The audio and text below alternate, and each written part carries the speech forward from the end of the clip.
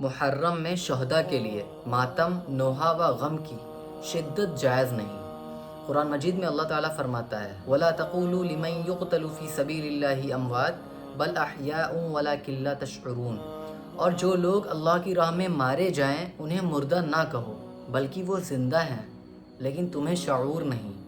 یہ آیت واضح کرتی ہے کہ شہداء زندہ ہیں، اس لیے ان پر نوحہ، ماتم یا غم کی شدت کا اظہار درست نہیں، کیونکہ جو زندہ ہیں ان پر ماتم نہیں کرنا چاہیے۔ صحیح بخاری حدیث نمبر 1294، نبی صلی اللہ علیہ وسلم نے فرمایا وہ ہم میں سے نہیں جس نے گالوں پر تمانچے مارے، گریبان پھاڑا اور جاہلیت کے نعرے بلند کیے۔ اس حدیث میں بتایا گیا ہے کہ نوحہ کرنا، خود کو مارنا، سینہ پیٹنا، یہ سب جاہلیت کے عمل ہیں اور اسلام میں حرام ہے۔ محرم صرف غم کا مہینہ نہیں ہے، اسلامی تاریخ میں اسے عزت و عظمت حاصل ہے۔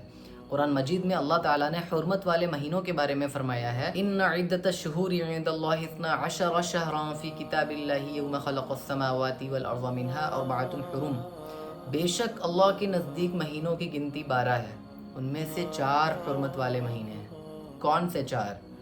ذی قعدہ، ذی الحجہ، محرم، رجب۔ صحیح مسلم حدیث نمبر 1163 میں نبی صلی اللہ علیہ وسلم نے فرمایا رمضان کے بعد سب سے افضل روزے اللہ کے مہینے محرم کے ہیں۔ یہ حدیث ظاہر کرتی ہے کہ محرم صرف غم کا مہینہ نہیں بلکہ نیکی اور عبادت کا بھی مہینہ ہے، جس میں اللہ تعالیٰ کی طرف سے روزوں کو بڑی فضیلت حاصل ہے۔ قرآن اور حدیث میں شہداء پر ماتم کرنا ناجائز اور حرام اور منع ہے۔ محرم کا مہینہ حرمت، عظمت اور عبادت کا مہینہ ہے، صرف غم کا مہینہ نہیں ہے۔